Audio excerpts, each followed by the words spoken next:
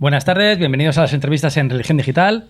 Hoy nos acompaña Julio Martínez. Julio, buenas tardes. Buenas tardes. Rector de la Universidad de Comillas, Universidad Pontificia Comillas, que nunca lo decimos entero, siempre decimos... Sí, y sin el D, porque... Sí, porque no es la de Comillas Santander, Claro, sino la Universidad Comillas Pontificia Madrid. Comillas Madrid. ¿Qué tal? Buenas tardes, bienvenido a Religión Muy bien, Digital. un gusto estar aquí de nuevo. Siempre es un placer contar con vosotros. Vamos a hablar del comienzo de curso, de un año apasionante para la universidad, pero arrancamos con algo, no sé si cada vez más apasionante, pero cuando menos bastante interesante, que es la elección del nuevo general de la Compañía de Jesús. La Universidad Comillas es una universidad, es una de las obras de la Compañía en España.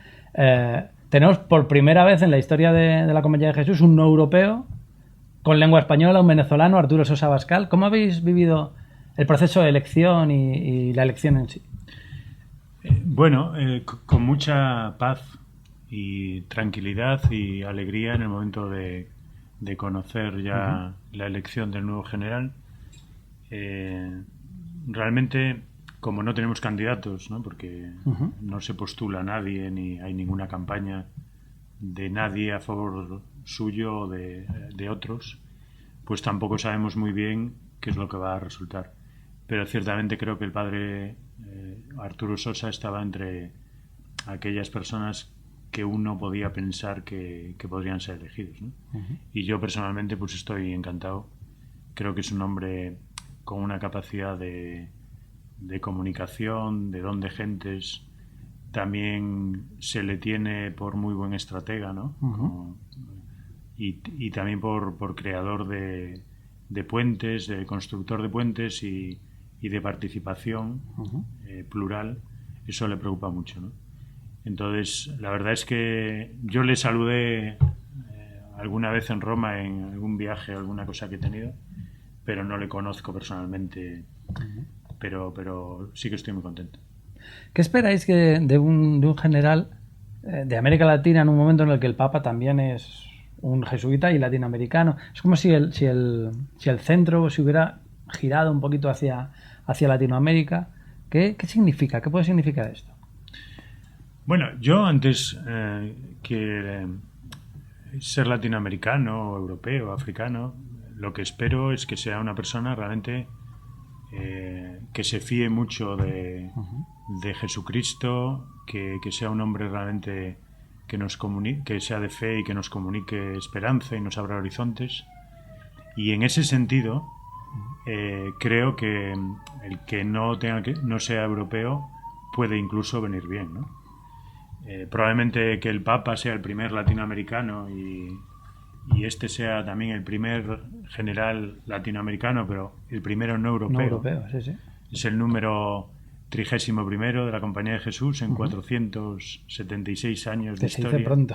de la orden, y llama la atención. Es verdad, por ejemplo, que el padre Nicolás, aunque sí es español... Sí, igual que a Rupert, eran muy asiáticos en el claro, sentido de... pero es un hombre, digamos, como ya muy inculturado en este caso en Asia, en el Oriente, ¿no? En Filipinas, en Japón.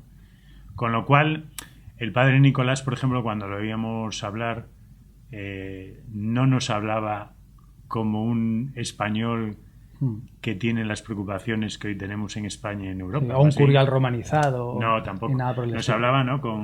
Entonces, yo creo que hoy, en el sentido de dónde uno viene, en un mundo globalizado como el que vivimos, y también en el caso nuestro, con una vocación universal como la que tenemos, no es la marca determinante principal, ¿no? No, pero es curioso que en una sociedad globalizada, lo hemos comentado en muchas ocasiones, hay pocas figuras globales, no digo en la Iglesia, que probablemente en la Iglesia haya bastante más que en el conjunto de la sociedad, pero estamos ante una sociedad en la que lo global siempre nos suena como a ese descarte, a esa injusticia, ricos, pobres, norte-sur, pero no una globalidad real como debiera ser. Bueno, eso puede ser, pero también para un jesuita nuestra vocación es universal.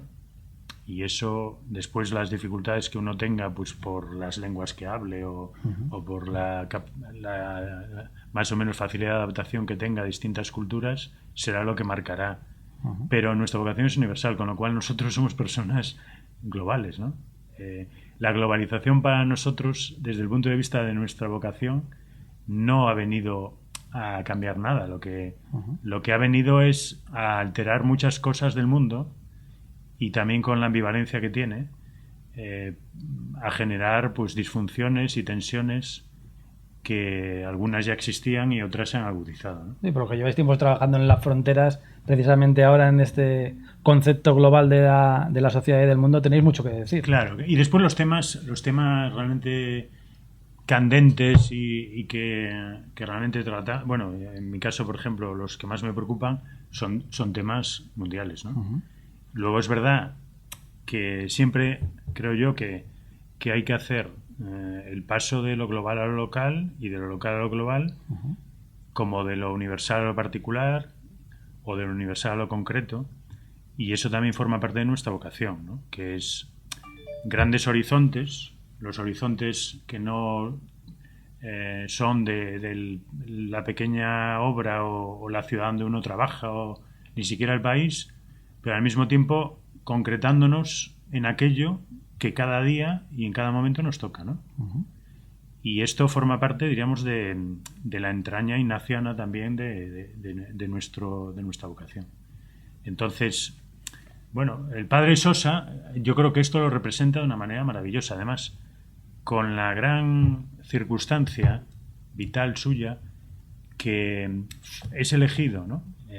Como consejero en la congregación que elige al padre Nicolás, sí, pero no se desplaza ya a Roma porque, bueno, parece que no convenía por las funciones que en aquel momento tenía. Le encargan la Universidad de Táchira, que necesitaba una reconstrucción y una nueva planificación, etcétera. Creo que hace una obra ahí buenísima, ¿no? De crecimiento de la universidad, de enfoque, etcétera. Y en el año 2014 el padre general sí que le llama a Roma para hacerle delegado de las casas y comunidades de Roma. Entonces, aquí se da la feliz coincidencia que, bueno, de alguna manera está bien preparar a gente que es posible que pueda tener determinados cargos, ¿no? Y yo creo que en este caso se ha dado.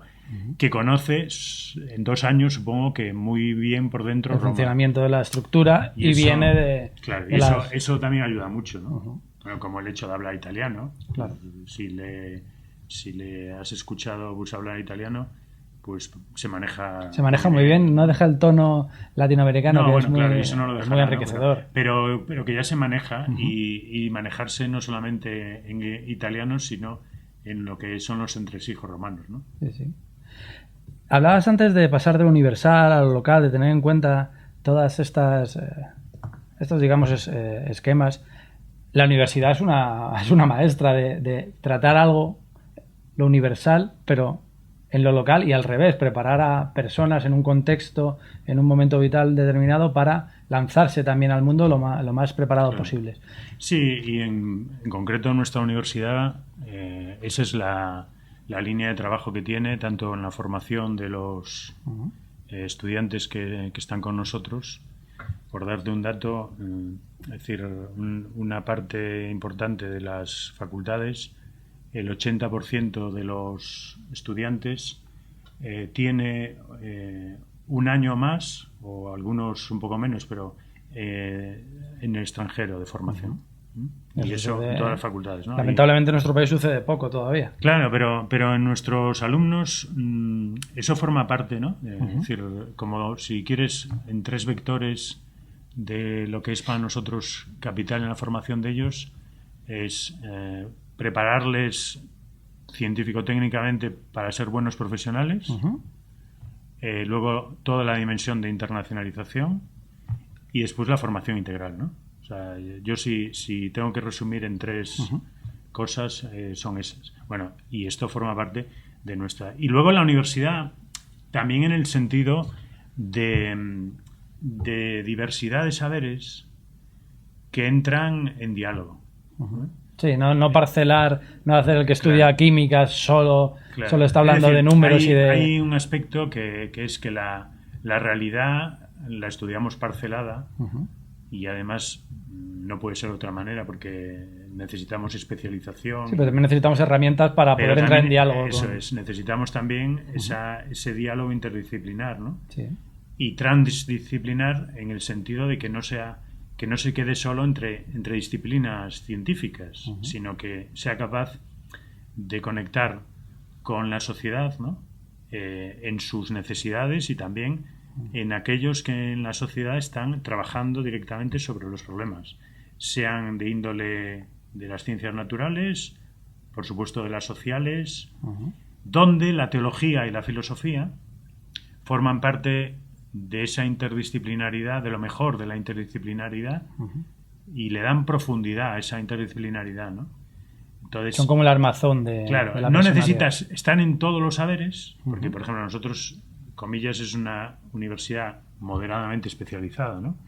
Que estamos en el mundo de las ingenierías, del derecho, de la ciencia económica empresarial, de ciencias humanas y sociales, de la teología y el derecho canónico, y también algo de ciencias de la salud, como enfermería, fisioterapia. Sí, es cierto. Pero estamos bastante especializados. Creo que es una de las claves del éxito nuestro también, ¿no?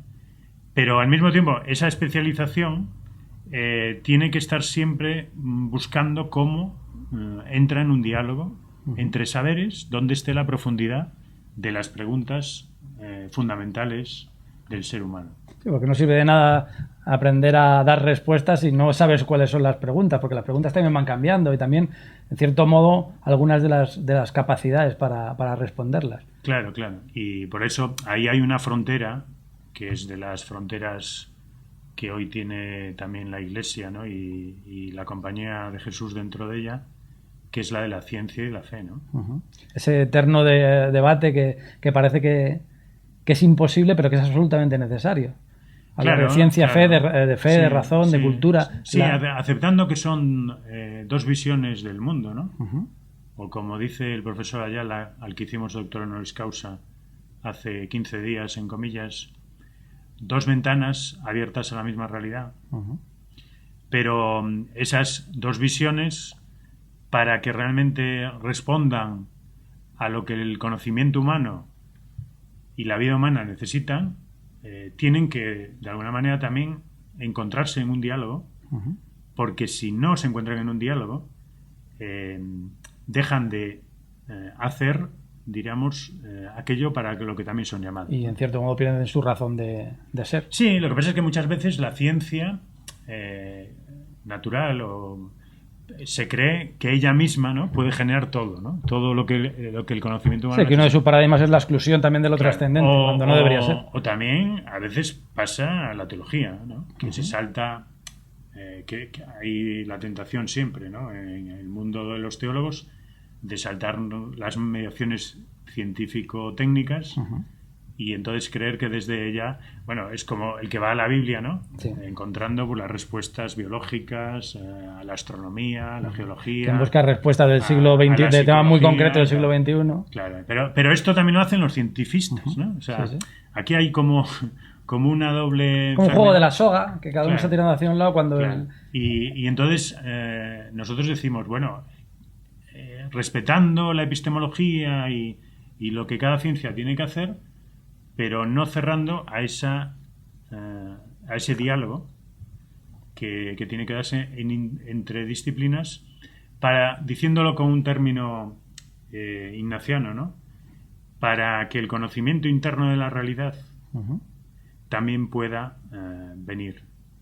Conocimiento interno, ¿no? San Ignacio lo aplica a Jesús, pero puede aplicarse perfectamente también a la realidad, ¿no? Es a lo que llama el Papa continuamente, ¿no? A que la realidad la pongamos como más importante que la idea, ¿no? Sí, que las ideologías, que las abstracciones. Y abonar así la cultura del encuentro, que supera esas globalizaciones de las desigualdades, del descarte. Claro, desde ahí estamos llamados a una cultura del encuentro, porque esta es otra dimensión de la universalidad, ¿no? Que es no solo entre disciplinas, sino también entre visiones del mundo y de la vida, cosmovisiones diferentes, ¿no? Que afortunadamente estamos condenados a todo esto, entre comillas, a entendernos, porque vivimos en el mismo mundo y formamos parte de la misma familia humana. Fíjate que ahí la congregación nuestra 34 marcó las cosas de una manera que sigue siendo totalmente actual, ¿no? Que es el servicio de la fe y la promoción de la justicia que había establecido la congregación 32, la 31 la que elige a Ruppe, la 32, la 33 la que elige al padre Kolfenbach. Bueno, pues la 34, ya en el largo generalato de Kolfenbach, marca eso, ¿no? De servicio de la fe, la promoción de la justicia, tomando en cuenta la diversidad cultural y el diálogo. Entonces, esto que marca esa congregación sigue siendo perfectamente aplicable hoy, ¿no? Ahora empieza una segunda fase de la congregación general, que es realmente, bueno, no digo tan importante como elegir al general, pero bueno, es importantísimo. Bueno, él ha dicho que es súper importante, porque al final dice que las decisiones las toma la congregación. Claro. Cuando ahora le preguntan, bueno, ¿hacia dónde quiere llevar la compañía? Pues él dice, vamos primero a escuchar a la congregación general, que para eso está reunida, ¿no? Que también es un ejemplo de colegialidad. Sí, de hecho, es el ejemplo que nosotros tenemos máximo, ¿no? Porque después, una vez que la congregación ya no está convocada, pues efectivamente es el general el que tiene que llevar adelante las cosas, siempre con su equipo y con los provinciales y tal, pero la congregación general es la máxima autoridad. Estamos hablando de casi compañía. 500 años, que esta es la 36ª congregación, estamos hablando que son reuniones importantes, ¿no? No es una reunión trimestral de un grupo de personas que se juntan a ver qué tal les va, es otra cosa, es algo bastante más relevante. Sí, porque además se ha preparado durante un par de años, ¿no? En esta ocasión, además, con la suerte de que el padre general, el padre Nicolás, había anunciado que él iba a abandonar, con lo cual hubo un tiempo de preparación como mucho más definido, ¿no? Sí, cuando sucede una muerte o una renuncia inesperada. Sí, es un tiempo que en otros casos la hemos vivido de manera diferente, ¿no? Cuando fue pues que tenía que dejar a Ruppe, las circunstancias fueron mucho más difíciles, porque hubo una intervención del Papa, ¿no? Nombrando un delegado. Y ahora, en el caso del padre Kolfenbach, pues fue, bueno, también con tiempo suficiente como para poder prepararla bien, y ahora lo mismo, ¿no? El interregno ese tiene la dificultad que efectivamente esperas que haya un nuevo general, y entonces el que ya está de salida... ¿Qué hacemos entre tanto? Claro, pero tiene la ventaja de que puedes prepararlo mejor. Tienes toda la razón. ¿Cómo se sitúa, comillas, hoy en esta iglesia? En la iglesia española, que es la que más os toca porque trabajáis en comunión con los obispos y con otras instituciones, y también en esa iglesia universal. Es decir, nos situamos como siempre hemos hecho, buscando el mayor servicio a la Iglesia y a la sociedad, ¿no? En este momento, si cabe, pues de una manera casi más pedida y más fácil, pero quiero decir que nuestra actitud fundamental es la misma actitud que hace unos años, ¿no? Entonces, es verdad que en esta cultura del encuentro, por ejemplo, hablando de la Universidad Jesuita de Madrid, que es comillas, pues estamos en una relación muy, muy grande y muy, muy cordial, muy fraterna con don Carlos Osoro, ¿no? Y entonces, bueno, pues por ahí, pero con la misma actitud fundamental. Eso yo lo quiero recalcar porque no es una palabra que suene bien, sino que es decir, la actitud nuestra de servicio. Yo en los 34 años que voy a hacer, o que he hecho, que acabo de hacer de jesuita, es la que siempre he vivido dentro de la compañía hacia la Iglesia, ¿no? En las duras y en las maduras. Sí que es cierto que vivimos un tiempo posiblemente nuevo, que no sé si... Bueno, yo creo que tú y yo a lo mejor no hemos vivido un tiempo similar en el interior de la Iglesia, con una multitud de oportunidades, con una sensación nueva, tal vez. No sé si es solo Francisco, si es el espíritu que se mueve, que se lleva moviendo desde hace mucho tiempo en el interior de la Iglesia, a nivel global, de las comunidades, pero sí da la sensación de que hoy la Iglesia se ve de otra manera y que también la Iglesia está intentando ver al mundo de otra manera y también a través de sus obras. Sí, pero es verdad, es cierto que el talante del Papa y todo lo que está facilitando de... Bueno, lo que quizás podemos llamar, ¿no? con el título Cultura del Encuentro. Yo ahora, por ejemplo, estoy queriendo, bueno, en las próximas semanas o cuando el trabajo me vaya dejando, terminar un librito sobre eso, ¿no? ¿Sí? Sí, porque me parece que es un concepto, una expresión que captura mucho de lo que está significando el Papa. Pero no cabe duda que, por ejemplo, en el año 64, el Papa Pablo VI lanzó esa gran frase de que la Iglesia es diálogo. Uh-huh. De hecho, en el recientísimo simposio sobre Pablo VI, a muchos que no conocimos aquella época nos han enseñado cuánto de Pablo hay en Bergoglio, por ejemplo, cuánta continuidad hay entre un papa y otro. Efectivamente, entonces ahora el Papa, digo, está como, si quieres, tratando de aquello, ¿no?, que fue antes de terminar el concilio, fue la Ecclesiam Suam, es del año 64. Sí. Bueno, pues el Papa Bergoglio está haciendo un poco, en este momento, leyendo la experiencia humana y sobre todo los grandes signos, ¿no?, donde se da la pregunta que viene de parte de Dios, pero también de parte de las situaciones humanas y sobre todo las más dramáticas, leerla a la luz del Evangelio. Entonces, todo ese sentido de la Iglesia en salida, ¿no?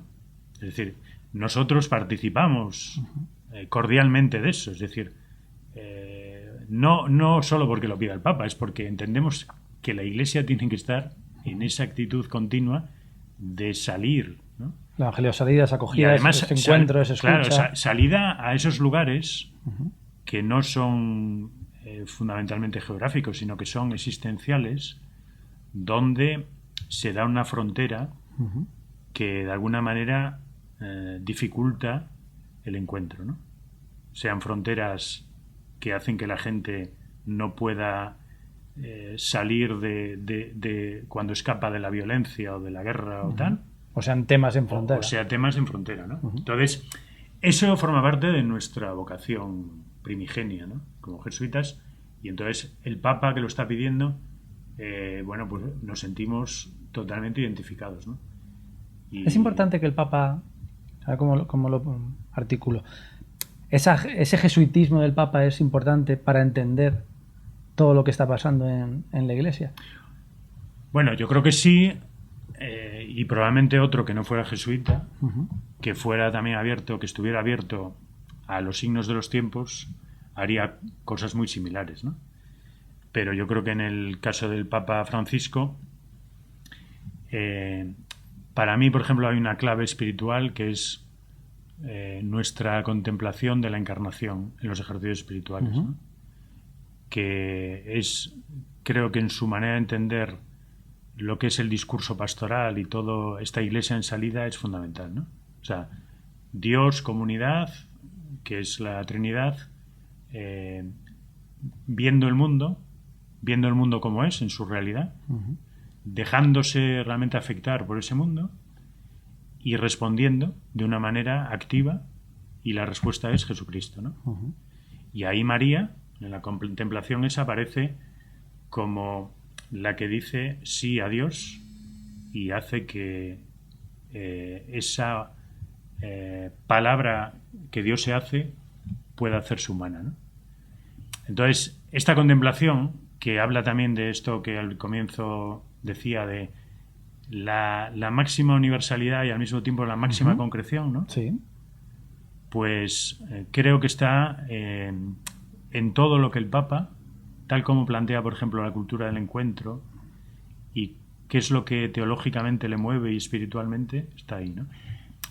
Así se entiende, por ejemplo, bueno, pues el enfoque de su documento, creo que principal, que es la Evangelii Gaudium, sí. Pero también la Laudato Si, ¿no?, que es una encíclica importantísima, y por supuesto la Amoris Laetitia, que es otro documento de máxima importancia. Entonces, aquí no se trata tanto de cambiar la doctrina, sino como de cambiar, ¿no?, nuestra actitud frente a la realidad, en la que también está la doctrina, en la que sobre todo está el mensaje de Jesús y el Evangelio. Y ahí es un gran conocedor del Papa, un jesuita, profesor, en este momento trabaja en la Archivolidad Católica, pero vamos, yo tuve la oportunidad de conocerle cuando iba a Argentina a dar clase, que estuve durante 10 años yendo a los veranos. el padre Diego Fares habla del discurso pastoral, ¿no? Ujú. Y habla del discurso pastoral en el Papa con estas componentes de universalidad, concreción, todo este sentido de ser pastor, ¿no? De salir a los demás y dejar que esa salida te vaya configurando también tu propia actuación, de la misericordia como respuesta.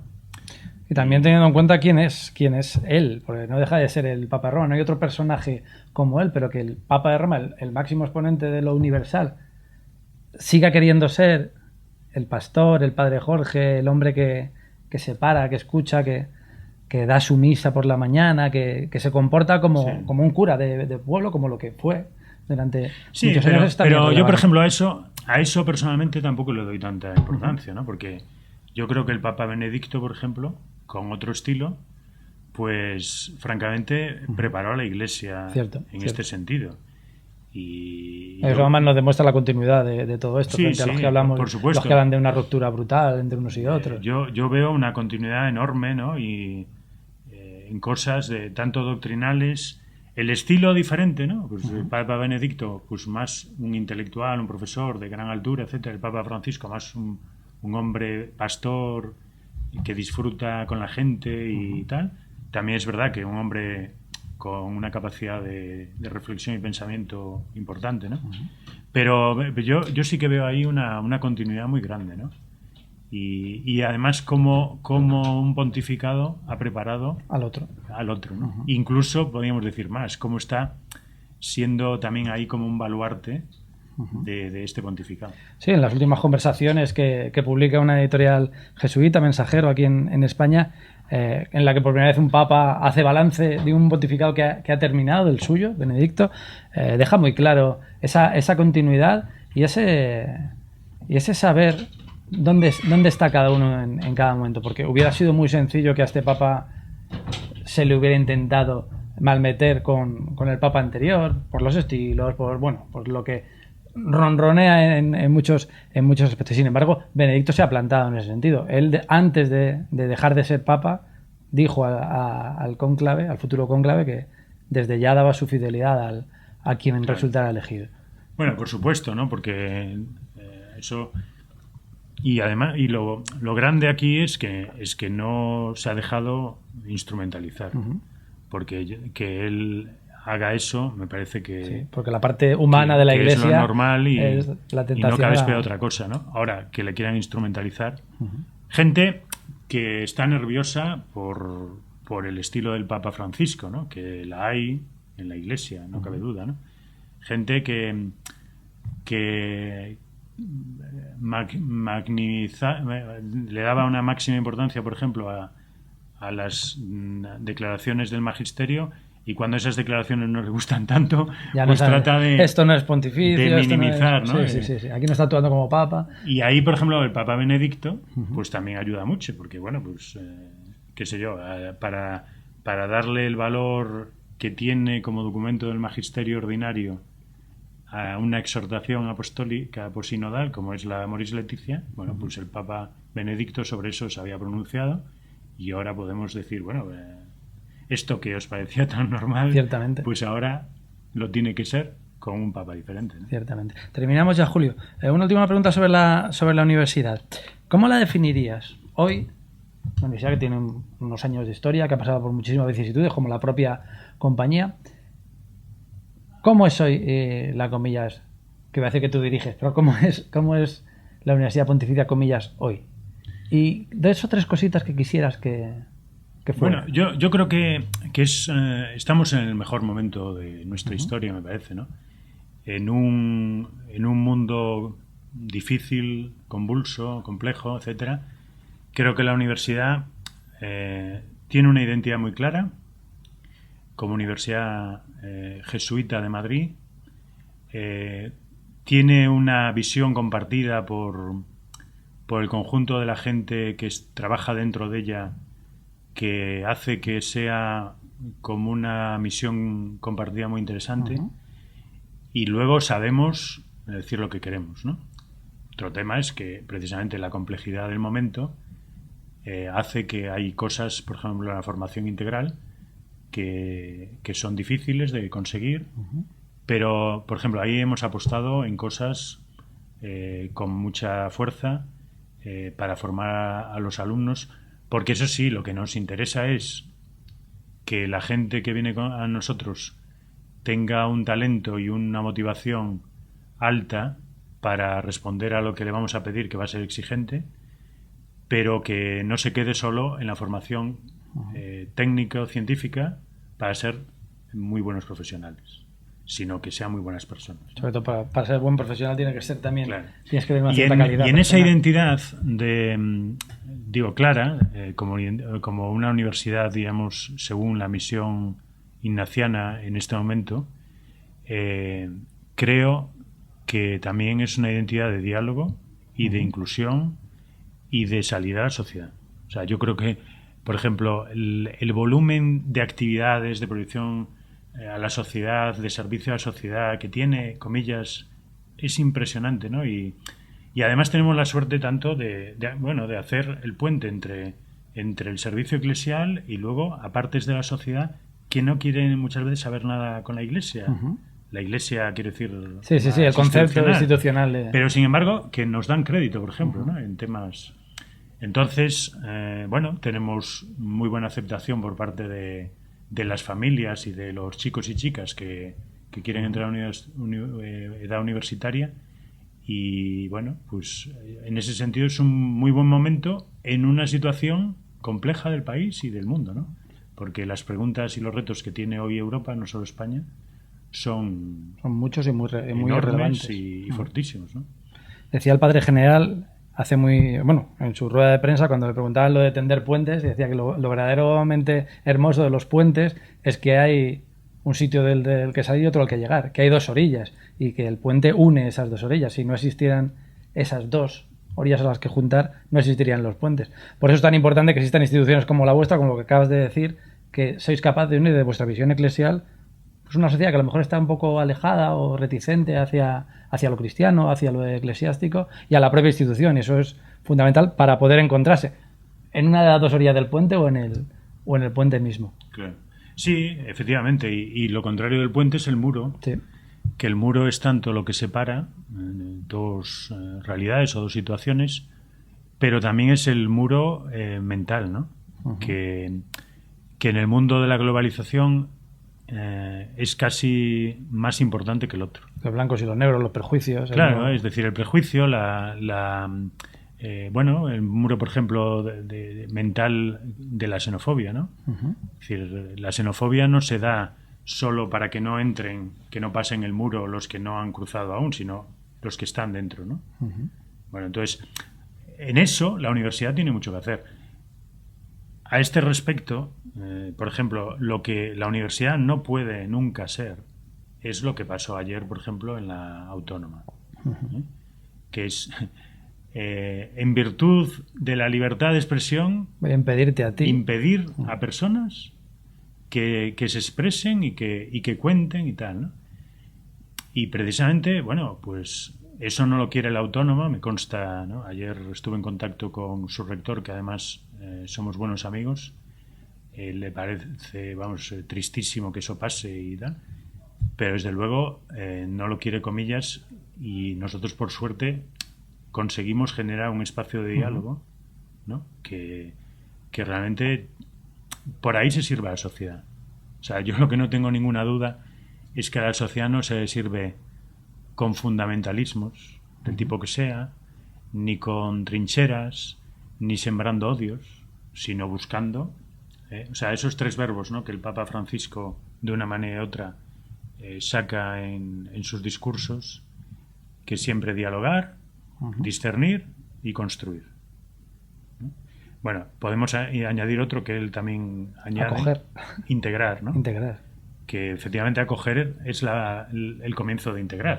Sí, por ejemplo, para los refugiados o para los inmigrantes, antes de la integración viene la acogida, ¿no? Sí, pero la integración es un paso más bastante relevante. Pero, digo, esos verbos tienen todos que ver con la cultura del encuentro, ¿no? O sea, esos son como vehículos de la cultura del encuentro, ni más ni menos. Y la universidad en eso no puede faltar, ¿no? O Yo también creo que a eso tienen que colaborar las empresas y colaborar todo tipo de instituciones sociales. También la política, que a veces... Y por supuesto la política, claro. Sí, la política, de una manera capital, no porque las demás instituciones no sean fundamentales, sino porque el político tiene esa gobernación del bien común y de la casa de todos, que efectivamente es el que tiene que velar porque las condiciones para el encuentro, el diálogo, la construcción conjunta se den, ¿no? Hoy se está recuperando, parece, por lo menos en el discurso, el bien común, y ojalá que el bien común, bien entendido, profundamente entendido, el que la Iglesia nunca ha dejado, por cierto, ¿no? Sí, sí. Pues entre en la política, en la economía, ¿no? O sea, una política del bien común. ¿Cómo no va a ser del bien común la política? Una economía del bien común. Bueno, que es legítimo el lucro de una empresa, pero sin perder nunca el horizonte en el que esa empresa está situada, que es para mejorar la sociedad, para crear oportunidades vitales para todos, ¿no? Y desde la universidad todo esto podemos también colaborar muy... Es una tarea súper importante la que tenéis, porque estáis formando a las personas que justo después, sois el último eslabón antes de esa entrada al mundo adulto, al mundo completamente adulto, sí.